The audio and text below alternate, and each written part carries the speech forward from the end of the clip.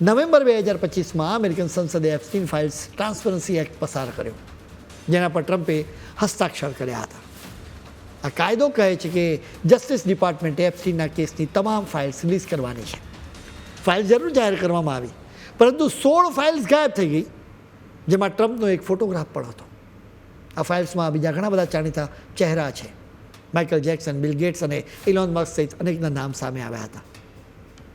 હવે આ જ કૌભાંડમાં પીએમ મોદીનું નામ જોડી દેવાનું એક કાવતરું રચવામાં આવ્યું.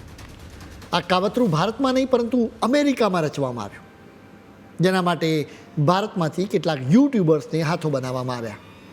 આ યુટ્યુબર્સને અમેરિકામાં બોલાવવામાં આવ્યા, જ્યાં તેમને સમજાવવામાં આવ્યું કે તમારે કેવી રીતે ખોટી વાતો ફેલાવવાની છે.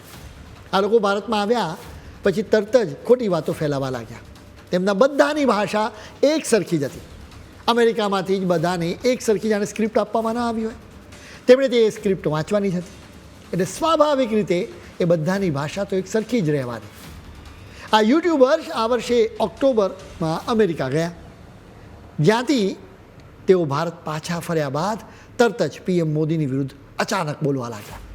આવા યુટ્યુબર્સમાં નીલુ વ્યાસ થોમસ, રાકેશ પાઠક, શીતલ સિંહ, આનંદવર્ધન સિંહ, પ્રોફેસર અભય દુબે અને જ્ઞાનેશ તિવારી સામેલ છે. સ્ટાર બોય તરુણ નામના એક એક્સ હેન્ડલ પર આ ગેંગના એજન્ડાનો પર્દાફાશ કરવામાં આવ્યો. એ બધામાં નીલુ વ્યાસ થોમસ તો બિલકુલ આડેધડ બોલવા લાગી હતી. સૌથી પહેલાં આખી ગેંગ કહેવા લાગી કે તમે જોજો, એપ્સ્ટીન ફાઇલ્સમાં પીએમ મોદીનું નામ જરૂર આવશે. હવે ફાઇલ્સ બહાર આવી ગઈ, એમાં પીએમ મોદીનું નામ નહોતું, તો તેઓ ફરી ખોટી વાતો કરવા લાગ્યા. તેઓ કહેવા લાગ્યા કે પીએમ મોદીએ તેમનું નામ હટાવડાવ્યું. આ ગેંગ કોઈ પણ રીતે એપ્સ્ટીનના કૌભાંડની સાથે પીએમ મોદીનું નામ જોડવા માંગે છે. આ ગેંગના સભ્યોએ જુદી જુદી સોશિયલ મીડિયા સાઇટ્સ અને યુટ્યુબ પર એક સાથે વિડીયોઝ મૂક્યા.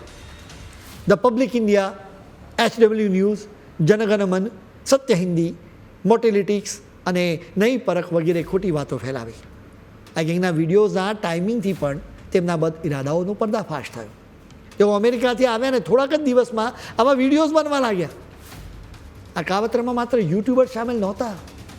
હવે પિક્ચરમાં કોંગ્રેસનો IT સેલ અને કેટલાક નેતાઓ પણ જોડાયા. આવા નેતાઓમાં પૃથ્વીરાજ ચૌહાણ અને સંજય રાઉત સામેલ છે. હવે સવાલ એ છે કે આ નેતાઓ શેના આધારે આરોપ મૂકવા લાગ્યા? તેઓ યુટ્યુબર્સના જુઠ્ઠાણાને સપોર્ટ આપવા લાગ્યા.